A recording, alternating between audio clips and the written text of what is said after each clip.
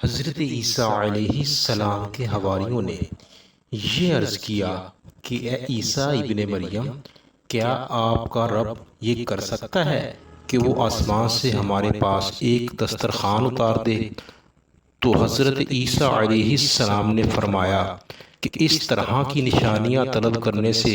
اگر تم لوگ مومن ہو تو خدا سے ڈرو۔ یہ سن کر حواریوں نے کہا کہ ہم نشانی طلب کرنے کے لیے سوال نہیں کر رہے، بلکہ ہمارا مقصد یہ ہے کہ ہم شکم سیر ہو کر خوب کھائیں اور ہم کو اچھی طرح آپ کی صداقت کا علم ہو جائے، تاکہ ہمارے دلوں کو قرار واقعی آ جائے اور ہم اس بات کے گواہ بن جائیں، تاکہ بنی اسرائیل کو ہماری شہادت سے یقین اور اطمینان کلی حاصل ہو جائے اور مومنین کا یقین اور بڑھ جائے اور کفار ایمان لائیں۔ حواریوں کی اس درخواست پر حضرت عیسیٰ علیہ السلام نے بارگاہ خداوندی میں اس طرح دعا مانگی: اے ہمارے رب، ہم پر آسمان سے ایک خوان اتار کہ وہ ہمارے لیے عید ہو، ہمارے اگلے پچھلوں کی، اور تیری طرف سے نشانی، اور ہمیں رزق دے، اور تو سب سے بہتر رزق دینے والا ہے۔ حضرت عیسیٰ علیہ السلام کی دعا پر اللہ تعالی نے فرمایا کہ دسترخوان تو اتار دوں گا، لیکن اس کے بعد بنی اسرائیل میں سے جو کفر کرے گا میں اس کو ایسا عذاب دوں گا کہ تمام جہان والوں میں سے کسی کو ایسا عذاب نہیں دوں گا۔ چنانچہ اللہ تعالی کے حکم سے چند فرشتے ایک دسترخوان لے کر آسمان سے اترے جس میں 7 مچھلیاں اور 7 روٹیاں تھیں۔ فرشتے دسترخوان میں روٹی اور گوشت لے کر آسمان سے زمین پر نازل ہوئے،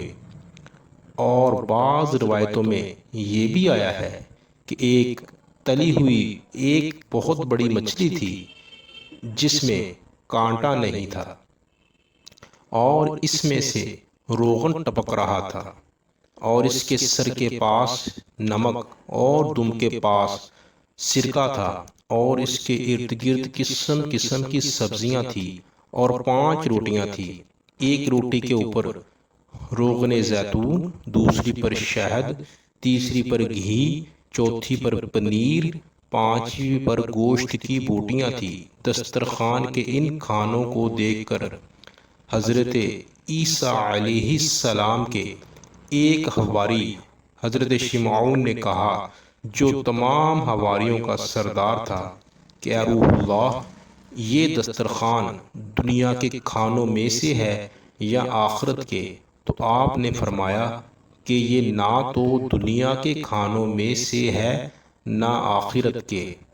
بلکہ اللہ تعالی نے اپنی قدرت کاملہ سے تمہارے لیے اس کھانے کو ابھی ابھی ایجاد فرما کر بھیجا ہے۔